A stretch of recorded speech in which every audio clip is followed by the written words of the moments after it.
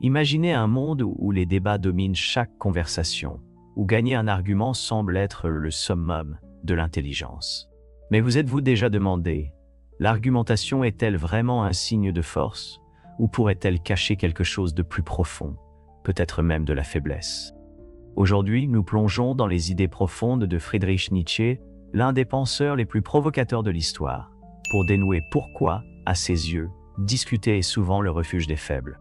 À la fin de ce voyage, vous ne vous contenterez pas de remettre en question votre manière de gérer les conflits, mais vous pourriez aussi voir l'interaction humaine sous un tout nouveau jour. La philosophie de Nietzsche remet en question de nombreuses normes sociétales, et son point de vue sur l'argumentation ne fait pas exception.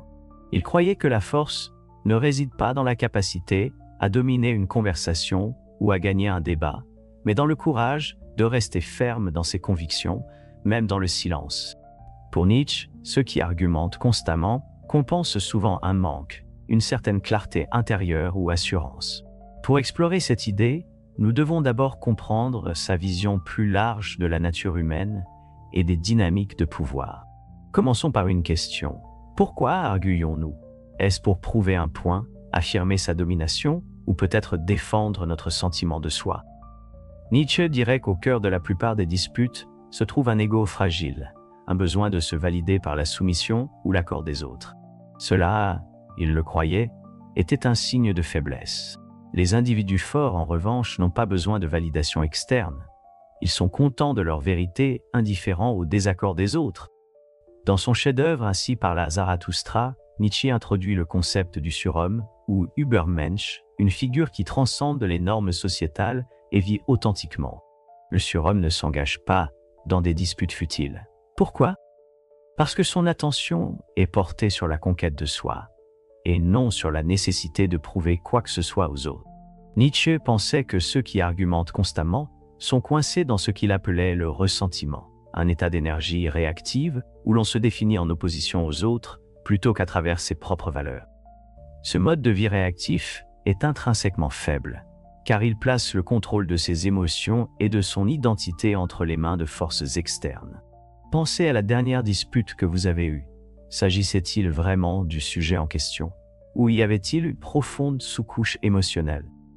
Peut-être un besoin d'être perçu comme intelligent, juste ou valable? Je dirais que les personnes les plus fortes sont celles qui peuvent reconnaître cette envie et y résister. Au lieu de réagir, elles réfléchissent. Au lieu de débattre, elles s'élèvent au-dessus. Cela ne signifie pas que Nietzsche prônait la passivité ou le silence face à l'injustice. Au contraire, il valorisait l'action plutôt que les mots. Pour lui, la force résidait dans la démonstration de ses valeurs à travers sa vie et ses choix, et non par des discours vides. Les véritables puissants n'ont pas besoin de convaincre les autres de leurs croyances. Ils les incarnent. Ils comprennent que discuter change rarement d'avis. Cela ne fait que renforcer les positions. Comme l'a écrit Nietzsche, l'individu a toujours dû lutter pour ne pas être submergé par la tribu. Si vous essayez, vous vous retrouverez souvent seul et parfois effrayé. Mais aucun prix n'est trop élevé à payer pour le privilège de vous appartenir. Cette idée est particulièrement pertinente dans le monde d'aujourd'hui, où les réseaux sociaux amplifient chaque désaccord, transformant de petites différences en conflits ouverts. La perspective de Nietzsche nous rappelle de nous demander « Que suis-je en train d'essayer d'atteindre ici? Ce débat vaut-il mon énergie? Ou est-ce que je réagis simplement aux attentes des autres ?» Sa philosophie nous met au défi de prendre du recul, de nous concentrer sur le renforcement de notre force intérieure au lieu de rabaisser les autres. Mais que signifie construire une force intérieure? Pour Nietzsche, cela commence par la connaissance de soi. Il croyait que la plupart des gens ne sont pas pleinement conscients de leurs motivations, peurs et désirs. Sans cette prise de conscience, nous devenons des esclaves de forces externes, facilement provoquées et manipulées. La force intérieure, en revanche, provient d'une profonde compréhension de soi. C'est la capacité de rester ancré et inébranlable, peu importe le chaos extérieur. La critique de Nietzsche sur le débat s'étend également au concept de vérité. Il croyait que la vérité absolue est une illusion, une construction créée par les humains pour donner un sens au monde. Si la vérité est subjective, alors quel est l'intérêt de débattre là-dessus? Pour Nietzsche, La quête de la vérité personnelle, votre propre vérité, était bien plus importante que le débat sur des vérités universelles. Il encourageait les individus à explorer leurs valeurs, croyances et objectifs, plutôt que de se conformer aux normes sociales ou de chercher une validation à travers des arguments. Cette idée est à la fois libératrice et défi. Elle nous demande de renoncer à notre besoin d'avoir raison, d'accepter l'incertitude et de nous concentrer sur la découverte de soi. La philosophie de Nietzsche nous pousse à nous interroger. Qui suis-je au-delà de mes arguments? Pourquoi me bats-je?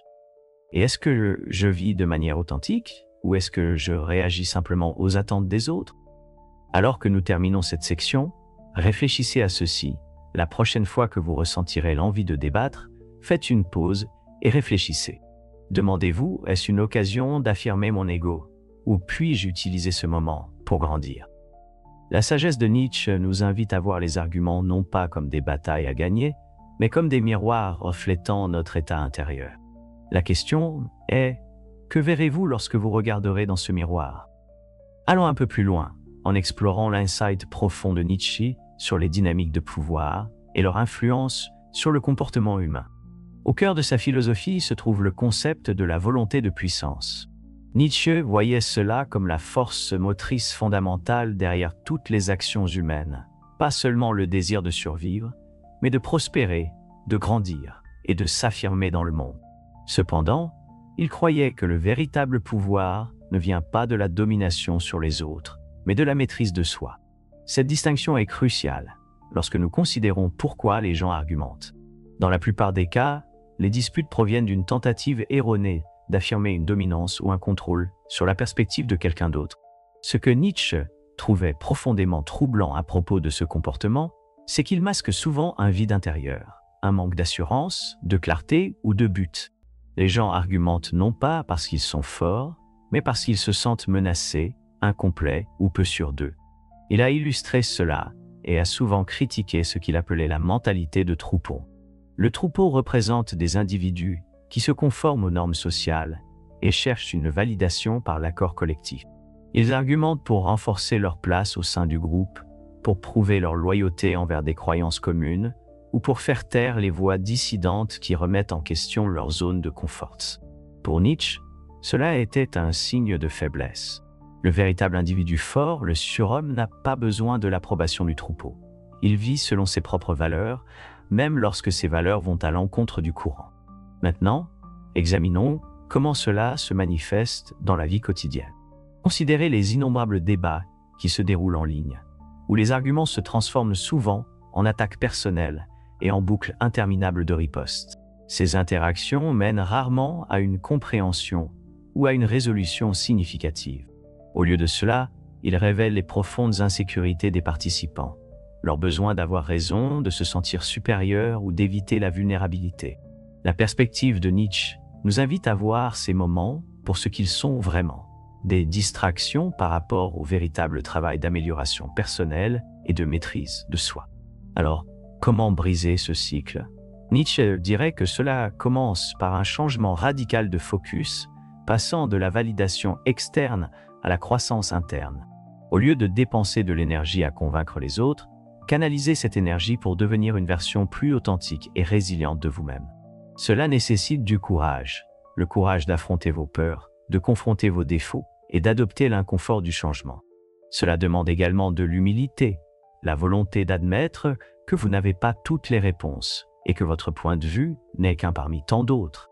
Mais soyons clairs, Nietzsche ne plaidait pas pour l'isolement ou le désengagement du monde. Il croyait que des relations significatives et des échanges intellectuels sont essentiels à la croissance personnelle. Cependant, ces interactions doivent être ancrées dans le respect mutuel et un désir commun d'explorer des vérités plus profondes, et non dans le besoin de dominer ou de rabaisser. Lorsque nous abordons les conversations avec curiosité au lieu d'animosité, nous ouvrons la porte à une compréhension et une connexion authentique. La défense crée un espace pour une véritable connexion et compréhension. À ce stade, vous pourriez vous demander, si se disputer est souvent un signe de faiblesse, à quoi ressemble alors la véritable force lors d'un désaccord?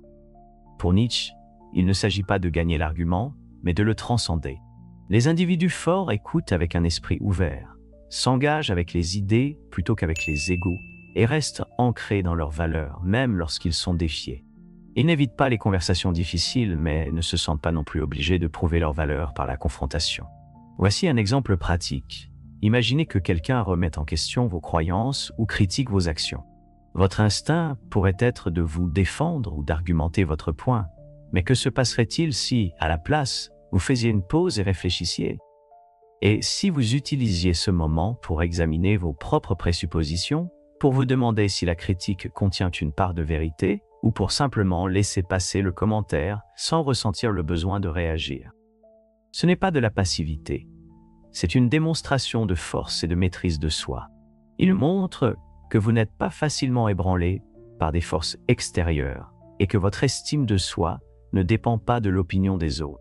Les réflexions de Nietzsche ont également des implications profondes sur notre approche de la résolution des conflits. Au lieu de voir les désaccords comme des batailles à gagner, nous pouvons les considérer comme des occasions de grandir, pour nous-mêmes et pour ceux avec qui nous interagissons. Ce changement de perspective peut transformer non seulement nos relations personnelles, mais aussi nos dynamiques sociales et culturelles plus larges. En donnant la priorité à la compréhension plutôt qu'à l'ego, nous créons un espace pour un dialogue constructif plutôt que destructeur. En avançant, prenons un moment pour réfléchir à la manière dont ces idées résonnent avec nos propres expériences. Vous êtes-vous déjà retrouvé dans une dispute qui semblait davantage concerner la démonstration d'un point que la recherche de la vérité? Que vous a révélé cette expérience sur vos propres insécurités ou désirs? Et comment votre vie pourrait-elle changer si vous abordiez de telles situations en gardant à l'esprit la philosophie de Nietzsche? La beauté des enseignements de Nietzsche réside dans leur pertinence intemporelle, même dans le monde rapide et hyper-connecté d'aujourd'hui. Son appel à se concentrer sur la maîtrise de soi et l'authenticité reste aussi puissant que jamais. Il nous invite à prendre du recul par rapport au bruit, à examiner nos motivations et à embrasser le défi de vivre une vie fidèle à nos valeurs les plus profondes. Pourtant, nous n'avons fait qu'effleurer la surface. La philosophie de Nietzsche propose des aperçus encore plus profonds sur la nature de l'interaction humaine, les dynamiques de pouvoir et la quête d'une vie significative. Au fur et à mesure que nous continuons, nous explorerons comment ces idées peuvent nous aider non seulement à naviguer dans les conflits, mais aussi à les transcender, menant à un plus grand sens de l'objectif et de l'épanouissement. Pour véritablement comprendre la perspective de Nietzsche sur la futilité de discuter, nous devons plonger plus profondément dans son concept de dépassement de soi. C'est l'un des piliers de sa philosophie et un thème récurrent dans ses œuvres. Pour Nietzsche, la vie n'est pas un état statique, mais un processus constant de croissance, de défis et de transformation. La force, selon lui, réside dans la capacité à surmonter non seulement des obstacles externes, mais aussi des limitations internes, la peur, le doute et le besoin incessant de validation de l'ego. Lorsque nous engageons des disputes, en particulier celles alimentées par l'ego, nous perdons souvent de vue cet objectif supérieur. L'énergie que nous dépensons à essayer de prouver que nous avons raison pourrait être mieux investie dans notre amélioration personnelle, la compréhension des autres ou l'affinement de notre perspective. Les écrits de Nietzsche nous rappellent que les batailles les plus profondes ne se livrent pas avec des mots, mais au sein de nous-mêmes. Une des idées les plus provocantes de Nietzsche est sa critique de la moralité en tant qu'outil des faibles. Il soutenait que les systèmes moraux traditionnels naissent souvent du ressentiment, une rancœur profonde des puissants de la part de ceux qui se sentent impuissants. Ce ressentiment conduit à la création de cadres moraux qui privilégient la douceur, la soumission et la conformité au détriment de la force, de l'ambition et de l'individualisme. Dans ce contexte, les arguments peuvent être vus comme une extension de cette dynamique, une tentative des faibles d'imposer leurs valeurs aux autres plutôt que de se hisser au-dessus de leurs limitations. Cela soulève une question importante. Comment pouvons-nous interagir avec les autres sans tomber dans le piège de l'argumentation? Je suggérerais que la réponse réside dans l'art du dialogue. Contrairement aux arguments, qui sont adversariaux et visent à gagner, les dialogues sont collaboratifs et visent à comprendre. Dans un dialogue, les deux parties abordent la conversation avec humilité et une volonté d'apprendre. Elles ne cherchent pas à affirmer leur dominance, mais à explorer des idées ensemble. Prenons par exemple un désaccord entre deux amis concernant une croyance profondément ancrée. Dans une dispute, chaque ami camperait sur ses positions, refusant de céder et aggravant la tension. Mais dans un dialogue, ils pourraient se poser des questions, partager leurs expériences et chercher un terrain d'entente. Le résultat n'est pas seulement une compréhension plus profonde de l'autre, mais aussi une croissance personnelle pour les deux individus. Le mépris de Nietzsche pour la dispute n'est pas un appel à éviter le conflit en tout temps. Le conflit, lorsqu'il est abordé de manière constructive, peut être un puissant catalyseur de croissance. Mais il nous met au défi de nous élever au-dessus des disputes mesquines et de nous concentrer sur ce qui compte vraiment, la quête de l'excellence, de l'authenticité et d'une vie vécue, selon nos propres termes. Cela nécessite un changement de mentalité, passer de la perception des autres comme des adversaires à celle des autres comme des compagnons de route dans le voyage de la vie. Pour mettre cela en pratique, envisagez l'idée de récurrence éternelle de Nietzsche. Il nous demande d'imaginer vivre nos vies encore et encore, chaque moment se répétant à l'infini. Cette expérience de pensée nous oblige à confronter les choix que nous faisons et les valeurs que nous défendons.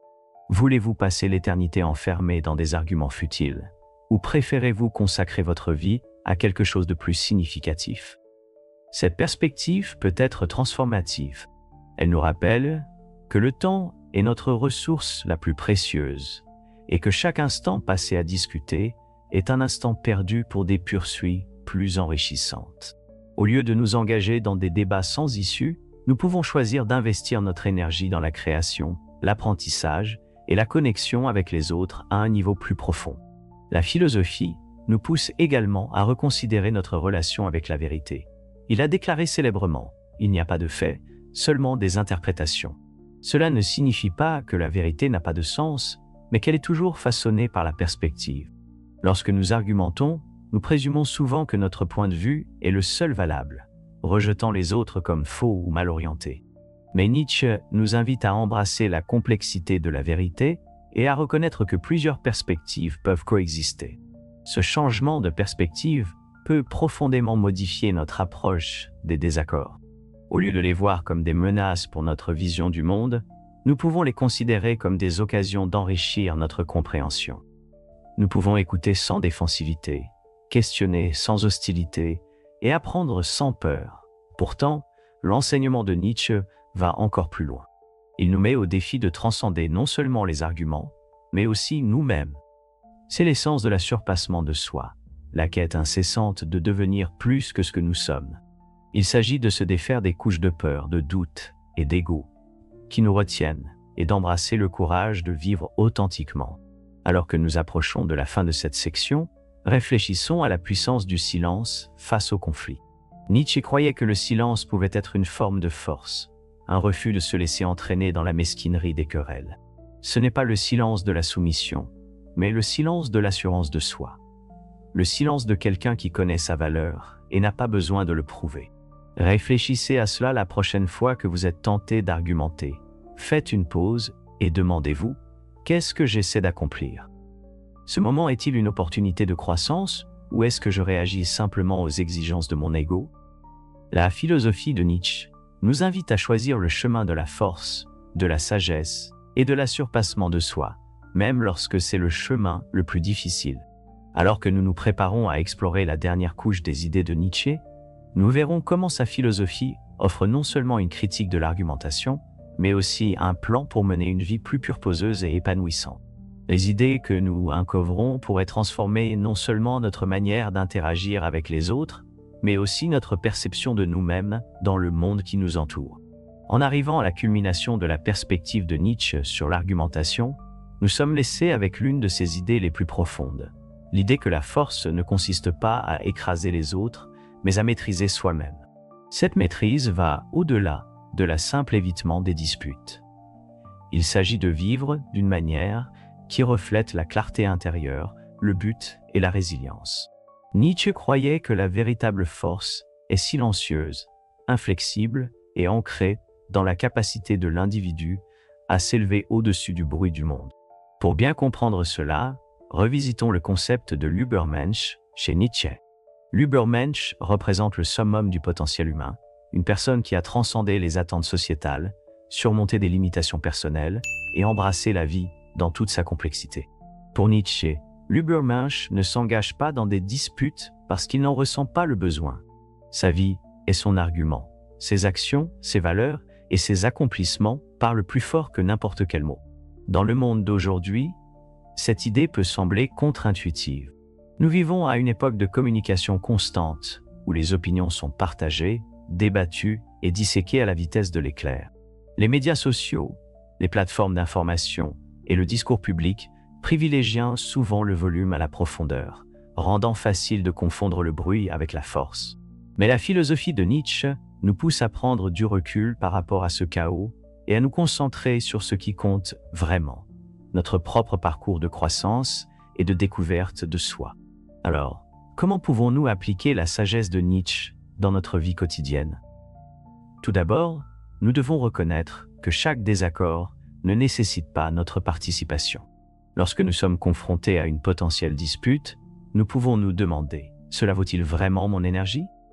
S'engager dans ce débat est-il en accord avec mes valeurs et mes objectifs ou est-ce une distraction?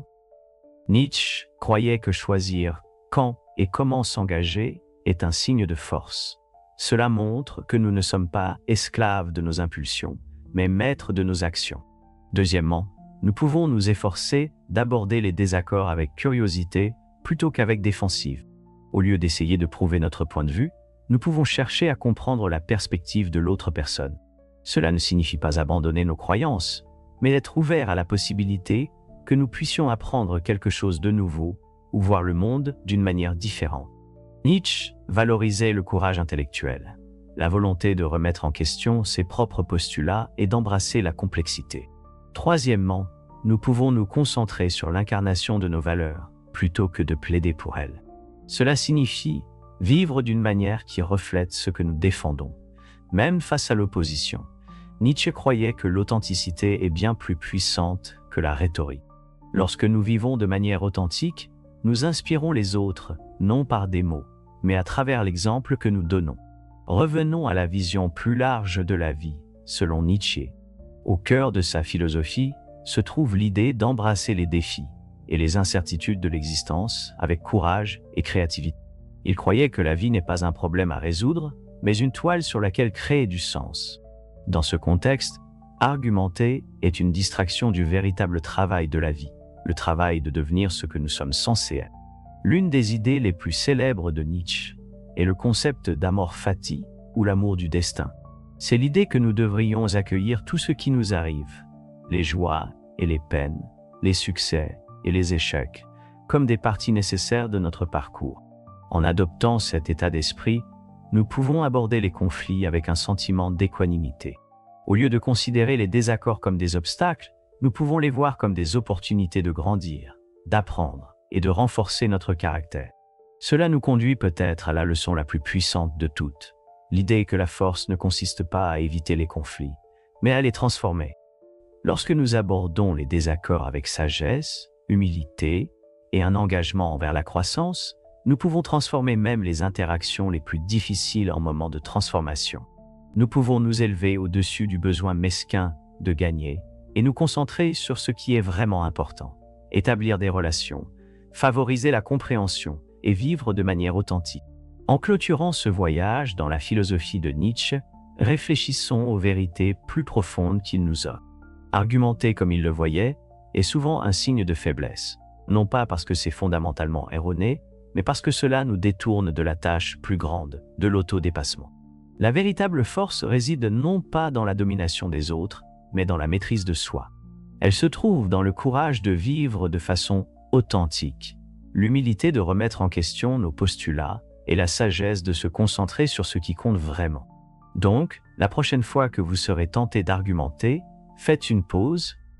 Que révèle ce moment sur mes propres insécurités ou désirs? Comment puis-je utiliser cette expérience pour grandir, apprendre et devenir une version plus forte et plus authentique de moi-même? En fin de compte, la philosophie de N ne consiste pas à éviter les conflits, mais à les transcender. C'est un appel à s'élever au-dessus du bruit, à embrasser les défis de la vie avec courage et créativité, et à vivre d'une manière qui reflète notre potentiel le plus élevé. C'est une invitation à devenir les architectes de notre propre destin, les créateurs de notre propre sens et les maîtres de nos propres vies. Et peut-être que c'est la leçon ultime que N nous offre, que le plus grand argument que nous puissions jamais faire n'est pas avec des mots, mais avec les vies que nous choisissons de vivre. Merci de votre attention